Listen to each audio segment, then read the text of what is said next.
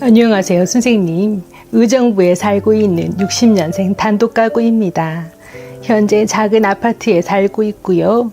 재산은 은행에 8천만 원 정도 예금에 넣은 게 있습니다. 소득은 남편이 남기고 간 유정연금 70만 원이 전부인데요. 아무래도 생활비가 부족하기에 내년에 기초연금을 꼭 받았으면 합니다. 옆에 보면 부자인 것 같은데 기초연금을 받고 누구는 어렵게 사는 것 같은데 또 못 받는 사람들도 있더라고요. 들리는 말로는 기초연금 신청 전에 재산을 자식들한테 돌려놓아라, 아니면 현금으로 찾아놓아라, 이래라 저래라 참 말들이 제각각인데요. 대체 누구 말이 맞는지 도통 모르겠습니다. 내년에 기초연금을 받을 수 있게 어떤 준비를 해야 하는지 시우쌤이 속 시원하게 좀 알려주실 수 있을까요? 안녕하세요. 시니어들이 우대받는 세상 시니어 우대TV의 시우쌤입니다. 어르신들의 최대 관심사는 단연 기초연금이죠. 단독가구 기준 소득인정액이 월 213만원, 부부가구는 월 340만원 이하이면 기초연금을 받을 수 있습니다. 수급자가 되면 단독가구는 최대 월 33만 4,810원, 부부가구는 53만 5,680원을 받을 수 있으니 생활에 큰 보탬이 되는 게 사실인데요. 그래서 오늘 의뢰인처럼 내가 기초연금을 받을 수 있는지 질문하시는 어르신들이 참 많으세요. 그런데 개인이 처한 상황이 모두 다르시기에 딱 이렇다라고 설명드리기가 참 어렵습니다. 그래서 준비했습니다. 기초연금을 받기 위해 절대 하지 말아야 할 7가지. 하지 말아야 할 이것만 지켜도 받을 확률이 확 높아집니다. 기초연금을 준비하시는 어르신들은 영상 끝까지 집중해서 보시길 바랍니다. 구독과 좋아요 부탁드립니다. 기초연금을 받기 위해 절대 하지 말아야 할 일, 첫 번째, 사전증여입니다. 일부러 살고 있는 집을 줄여 이사를 가시면서 그 차액을 나중에 생활비로도 좀 쓰고 얼마는 자식들 앞으로 좀 나눠줘야겠다 계획하시는 분들 있으시죠? 그러면 부모는 재산이 줄었기에 기초연금을 받을 수 있지 않을까 생각하셨을 겁니다. 과연 받을 수 있을까요? 정답은 받을 수 없습니다. 2011년 7월 1일 이후부터 재산을 증여하거나 처분한 경우에는 타재산 증가분, 본인 소비분, 자연적 소비 금액을 차감한 나머지 금액 모두를 내 재산으로 계속 인정하고 있습니다. 말이 너무 어렵지요? 재산을 처분했을 때 타인이나 가족에게 무상 양도하거나 단순 명의 변경을 했을 때 또는 종교단체나 복지법인에 기부한 경우에도 기타 증여재산에 포함하여 내 재산으로 본다는 건데요. 이 뭔 개소리야! 기초연금 수급 자격을 위해 재산을 고의로 축소하는 것을 예방하기 위함이라고 합니다. 여기서 타재산 증가분이란 재산을 처분하여 빚을 상환한 경우를 의미하고요. 부채는 본인과 배우자의 부채만 인정합니다. 마이너스 통장의 경우 원래 부채로는 인정되지 않지만 마이너스 통장 상환 시에는 예외로 타재산 증가분으로 인정됩니다. 본인 소비분이란 본인 또는 배우자의 의료비, 교육비, 장례비, 혼례비, 재산 처분 과정에서 발생한 세금, 위자료 및 양육비 지급금 등을 말합니다. 이 항목들은 증여재산이나 처분재산 금액에서 빼준다는 얘기고요. 자연적 소비금액이란 타재산 증가분, 본인 소비분 외에 일정 금액을 생활유지를 위해 사용한 것으로 간주하여 금액을 차감해줍니다. 증여한 시점을 기준으로 2024년도 단독가구는 월 235만원씩, 부부가구는 286만원씩 증여금액에서 차감해준다는 것인데요.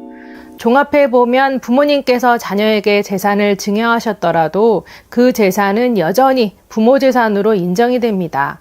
단 일정 항목을 뺀 나머지에 대해 시간이 지날수록 조금씩 감소시켜준다고 정리할 수 있겠는데요. 예를 들어 자식에게 사전 증여한 1억 원이 부모의 재산에서 완전히 없어지려면 단독가구의 경우 42개월, 즉 3년 5개월이 지나야 하고요.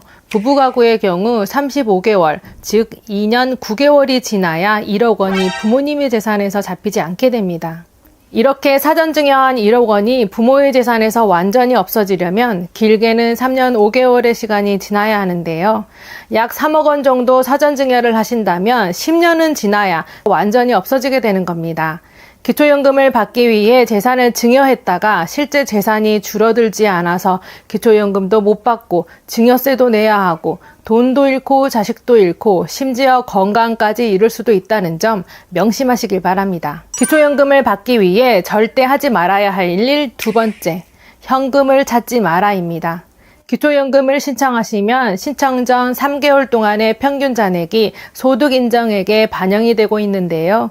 그래서 일부 어르신들께서는 기초연금 신청하기 3개월 전에 현금을 찾아 놓으시거나 자녀분 명의의 통장으로 계좌이체를 하시는 경우가 있으십니다. 그럼 과연 기초연금을 받을 수 있을까요? 정답은 다 걸립니다. 고의적인 소득과 재산의 축소를 통해 기초연금을 부정수급하는 것을 방지하기 위해 정부에서 다 알 수 있게 미리 손을 써놨는데요.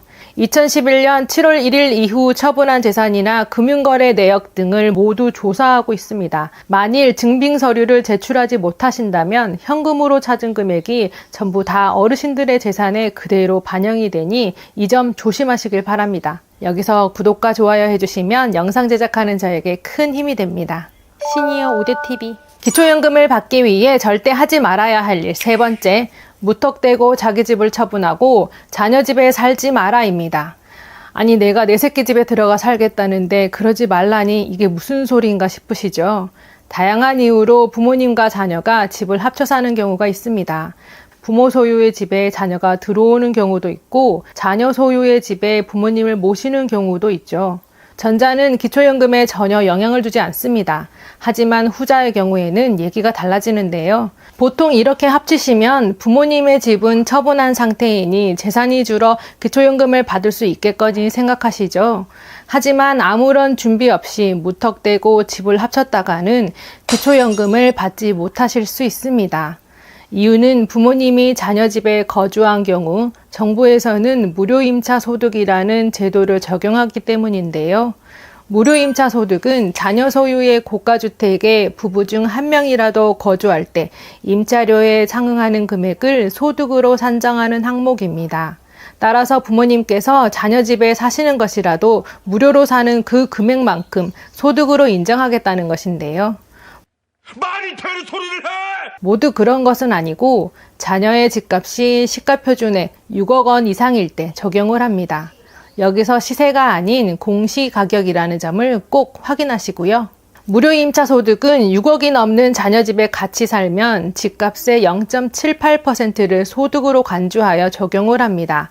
구체적으로 말씀드리면 시가표준액 6억 원 이상이면 월 39만 원, 7억 원 이상이면 월 45만 5천 원, 8억 원 이상이면 월 52만 원, 10억 원 이상이면 월 65만 원을 소득으로 반영한다는 건데요. 만약 소득인정액이 기준에 가까웠던 경우라면 기초연금 수급 자격 탈락 혹은 감액될 가능성도 있습니다. 대부분의 경우 크게 문제가 되지는 않지만 자녀 소유의 고가주택으로 합가하는 경우 소득이 추가로 산정될 수 있다는 점 꼭 기억하시길 바랍니다.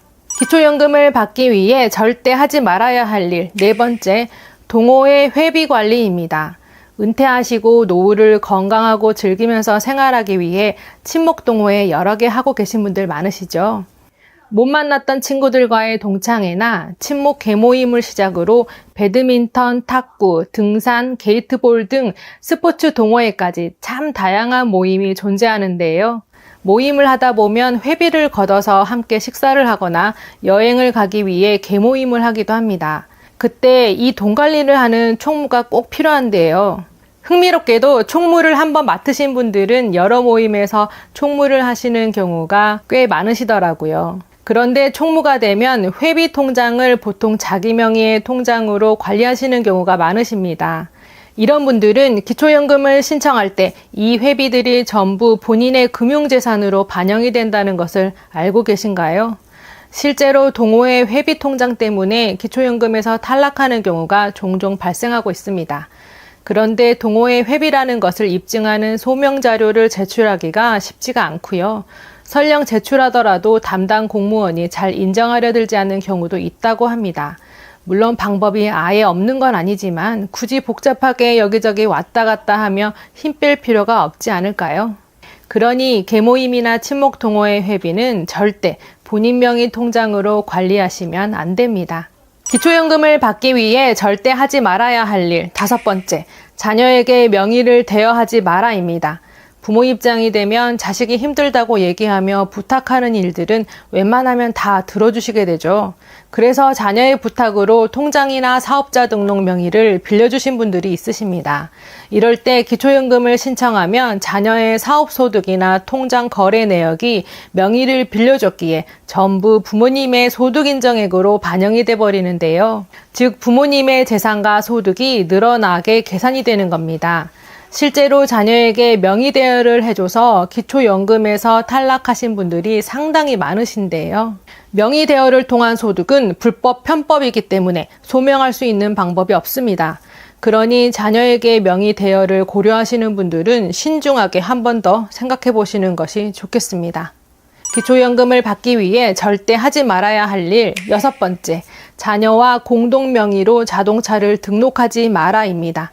자녀가 자동차를 구입할 때 보험료를 줄이기 위해 부모님과 공동 명의로 차를 구입하는 경우가 있는데요. 만약 4천만 원 이상의 자동차를 구입할 때 자녀와 부모님의 소유권 지분율을 90대 10으로 계산해 보면 기초연금 계산 시 어떻게 반영이 될까요? 4천만 원의 10%인 400만 원만 부모님의 재산으로 인정될까요? 정답은 4천만 원 전부가 부모님의 재산으로 반영이 됩니다. 차량가액 4천만 원 이상의 승용차, 승합차 또는 이륜차를 보유하신 경우 기본재산 공제 대상에서 제외되고 월 100% 소득 환산율이 적용되기 때문인데요. 따라서 부모님께서는 4천만 원 이상의 고급 승용차를 소유하게 돼버려서 기초연금에 바로 탈락하시게 되는 겁니다.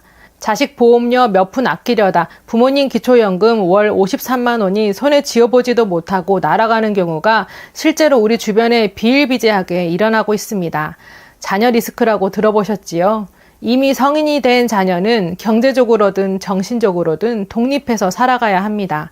너무 많은 걸 챙겨주시려다 우리 어르신들의 노후가 흔들릴 수 있습니다. 한 번이 힘들지 딱 잘라 거절하는 단호함으로 노후 생활의 여유로움을 내주지 마시길 바랍니다. 기초연금을 받기 위해 절대 하지 말아야 할 일 7번째, 지레짐작으로 신청을 포기하지 마라입니다. 기초연금은 내 근로소득과 금융소득, 재산과 부채까지 모두 적용한 소득인정액을 계산해야 합니다. 이 계산법이 워낙 복잡하여 실제로 신청 후에나 수급 여부와 감액 여부를 알 수 있는데요. 주민센터 직원에게 구두로 전달한 조건으로는 정확한 판단이 어렵습니다. 많은 분들이 여기저기서 말만 듣고 신청조차 하지 않으신다고 하는데요. 자녀의 소득과 재산이 많아서 신청을 포기하신 분, 국민연금이 많아서 포기하신 분, 사업자 등록이 있어서 포기하신 분, 임대소득이 있어서 포기하신 분, 내 집의 시세가 높아서 포기하신 분 등등 우리 주변엔 이런 여러 가지 이유 때문에 신청조차 하지 않으신 분들이 의외로 많으십니다.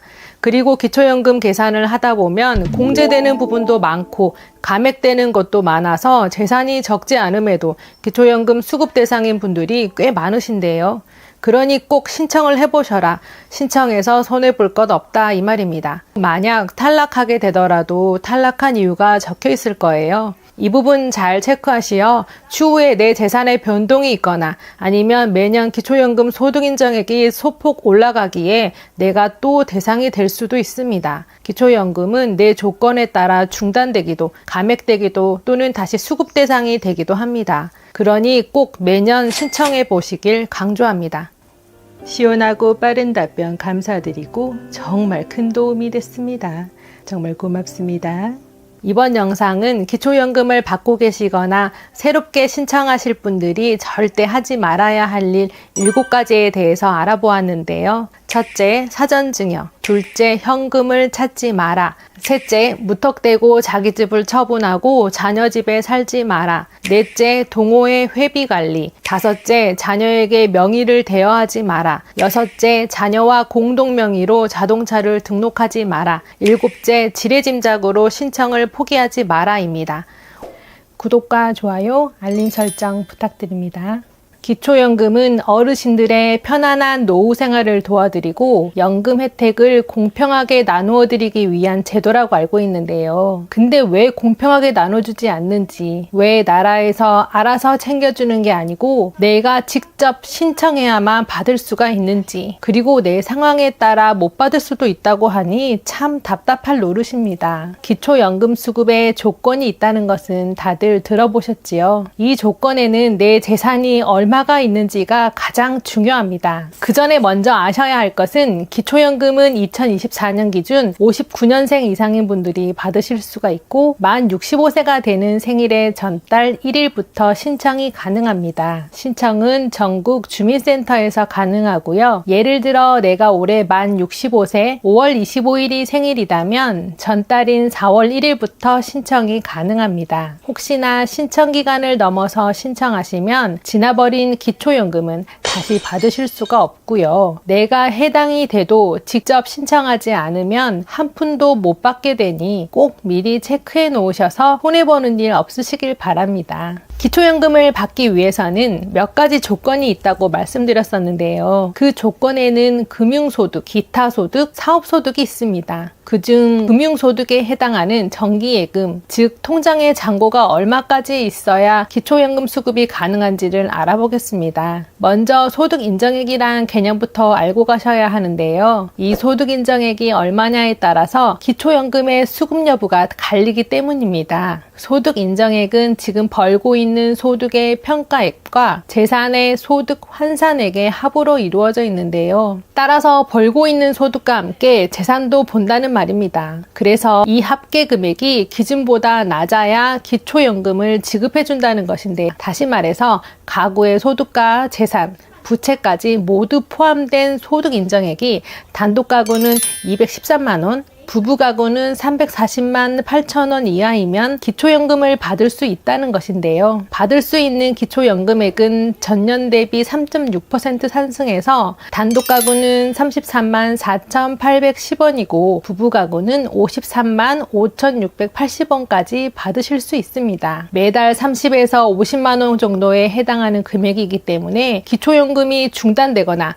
감액되는 일 없도록 정말 주의하셔야 하는데요. 그럼 신청을 했는데 기초연금이 중단 또는 감액이 되는 분들은 어떤 분들일까요? 자세히 알아보겠습니다. 첫 번째, 부동산 재산의 변동이 있는 경우 기초연금 중단 및 감액이 될 수 있습니다. 기초연금은 내 부동산 재산을 기초연금에 반영을 하는데요. 만일 내 부동산 재산이 늘었다면, 더 정확히 말해 내 부동산 재산의 공시가격이 늘었다면 기초연금이 중단 또는 감액이 될 수 있습니다. 여기에서 시세와 공시가격은 다른 지표인데요. 국가가 세금이나 기초연금 산정을 위해 매년 정하는 부동산 가격이라고 보시면 됩니다. 예를 들어 만약 내 아파트 시세가 5억이라면 5억을 그대로 반영하는 게 아니라 정부의 공시가격인 3억을 기초연금에 반영하는 거예요. 그러니 내 부동산 재산의 공시가격의 합이 늘었는지 꼭 확인해 보셔야 합니다. 전년 대비 부동산 재산의 공시가격이 늘었고 다른 재산과 소득이 거의 그대로라면 기초연금에 영향이 있을 수 있으니까요. 2024년 기존 수급자의 기초연금은 2023년 초에 발표한 공시가격을 기준으로 삼아 계산에 반영을 하니 내 부동산 재산이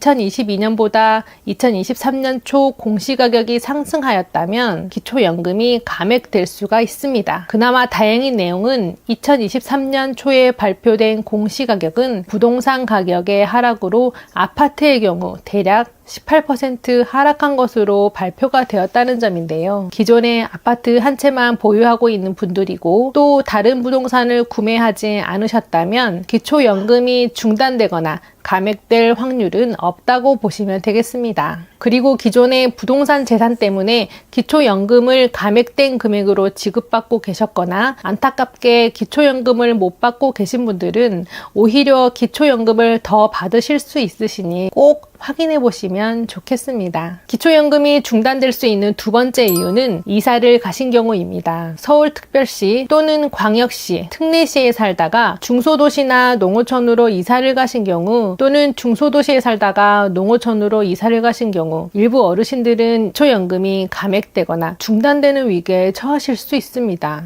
이유는 기초연금의 재산 반영을 계산할 때 지역별로 기본재산 공제액이 다르기 때문인데요. 이 기본재산 공제액은 서울특별시와 광역시, 특례시의 경우 1억 3,500만 원을 공제해 주지만 중소도시는 8,500만 원을 공제해 주고요. 농어촌은 7,250만 원만 공제가 됩니다. 따라서 같은 5억의 집이어도 어느 지역에 사시는지에 따라 기본재산 공제액이 달라지기에 기초연금이 감액되거나 지급 유무에 영향이 있습니다. 알기 쉽게 공시가격 5억 원의 집으로 계산해 보겠습니다. 서울에 5억 원의 집에 거주하고 있다면 1억 3,500만 원을 공제를 받아 3억 6,500만 원이 기초연금에 반영이 되지만 경기도에서 5억 원의 집에 거주하신다면 8,500만 원을 공제받아 4억 1,500만 원이 기초연금에 반영이 되는 건데요. 서울과 경기도 공제액 차이가 무려 5천만 원이나 나기 때문에 기초연금에 영향을 줄 수 있는 겁니다. 또한 서울시에 있는 집을 팔고 중소도시의 저렴한 집으로 이사를 가는 경우 금융재산의 증가도 염두에 두셔야 하는데요. 그래서 기초연금이 중단되는 세 번째 이유는 금융재산의 증가입니다. 은행의 예적금, 연금저축, 주식, 보험금, 채권 등 모든 금융재산의 합이 증가가 되면 기초연금이 감액 또는 중단이 될 수 있는데요. 어르신들의 금융재산이 증가되는 예시를 들어보겠습니다. 보통 소득이 줄어들 시기에 부족한 생활비를 마련하고자 살고 계신 집을 처분하고 좀 더 저렴한 집으로 이사를 한 후 남은 금액을 은행에 보관하는 경우가 있으신데요. 이럴 경우 금융재산이 증가해서 소득 인정액이 늘어나기 때문에 기초연금이 감액되는 위험에 처하실 수 있습니다. 더 자세히 설명해보자면 서울시에 거주하는 단독가구 70세 홍길동 어르신이 공시가격 5억 원의 아파트에 사시고 현금 1억을 보유하고 있고 소득이 월 150만 원이 있다면 소득평가의 계산법에 의해 계산해보면 기초연금을 전액 수령하실 수가 있으신데요. 그런데 만약 이 어르신이 2023년 공시가격 5억 원의 집을 처분하고 3억 원의 집으로 이사를 가셨다면 부동산 거래는 공시가격이 아닌 시세로 거래를 하기에 기존의 현금 1억에서 대략 4억 정도로 대폭 늘었다고 가정할 수 있습니다. 이런 경우 소득 인정액이 늘어나기 때문에 기초연금이 감액되거나 중단될 위험에 처하실 수 있는데요. 이유는 집을 거래하고 남은 차액으로 금융재산이 상당히 늘었기 때문입니다. 그리고 앞서 말씀드렸듯이 대도시에서 중소도시나 농어촌으로 이사를 가신 어르신의 경우 부동산 공제액이 달라지기에 기초연금이 감액되거나 중단되실 수가 있으신 거예요. 공제된 금액이 줄고 금융재산은 늘어나고 또 늘어난 금융재산의 이자 또한 기초연금이 감액되거나 중단되는 요소 중 하나로 자리 잡게 되는 겁니다. 여기서 꼭 주의하셔야 하는 점은 금융재산의 증가를 숨기기 위해 급하게 자녀에게 현금을 증여하시는 분들이 생길 수가 있는데요. 정부는 오래전부터 고의성 재산 축소를 고려한 규정을 만들어 두어 내 금융재산을 이미 다 파악하고 있기 때문에 내가 급하게 자녀에게 현금을 증여하더라도 오랜 기간 그 금액을 내 자산으로 잡아두는 기타 증여재산 제도로 인해 내 늘어난 재산을 숨길 수가 없게 되는 겁니다. 즉 기초연금은 못 받고 심지어 증여세까지 내야 하는 상황이 벌어질 수 있으니 이 점 꼭 기억하셔서 신중하게 고려해 보셔야 합니다. 그리고 네 번째, 기초연금이 중단되는 이유는 고급 자동차 보유 여부입니다. 2024년 올해부터 3000cc 이상 차량 보유 시 고급 자동차로 분류되는 규정이 폐지가 되었는데요. 따라서 3000cc 이상이더라도 차량 가액이 비싸지 않다면 상관없지만 만약 차량 가액 4천만 원 이상의 자동차를 보유하신 경우는 기본재산공제 대상에서 제외가 되고 월 100% 소득 환산율이 적용이 돼서 기초연금이 중단될 수 있습니다. 여기서 차량 가액이란 내가 처음 자동차를 샀을 때의 금액이 아니고 현재 시점에서 평가한 자동차의 가격, 즉 중고로 내 차를 팔 때의 가격이라고 생각하시면 되는데요. 그런데 내가 고급 자동차가 없더라도 기초연금이 중단되는 경우가 있다고 합니다. 그건 바로 자녀에게 공동 명의로 빌려주었을 경우인데요. 자녀가 본인의 자동차 보험료를 저렴하게 하기 위해 부모님 부모님과 공동 명의를 하는 경우가 종종 있습니다. 하지만 자녀가 구매한 자동차가 만약 차량가액 4천만 원 이상이라면 실제 부모님의 공동 명의 지분율이 단 1%랄지라도 기초연금 재산 산정 시 해당 차량이 부모님 소유로 들어가서 차량 가액의 전액이 반영이 되는 건데요. 결국 공동명의 한번 했다가 기초연금이 중단될 수 있는 경우가 생길 수 있는 겁니다. 6번째, 기초연금이 중단되는 이유는 고급 회원권을 보유한 경우입니다. 골프 회원권, 승마 회원권, 콘도 회원권, 종합체육시설 이용 회원권, 요트 회원권 등 지방세법 제6조에 의한 회원권을 보유하신 분들은 회원 가입이 모두 월 100% 환산율에 적용이 되기에 기초연금을 못 받으신다고 보시면 되겠습니다.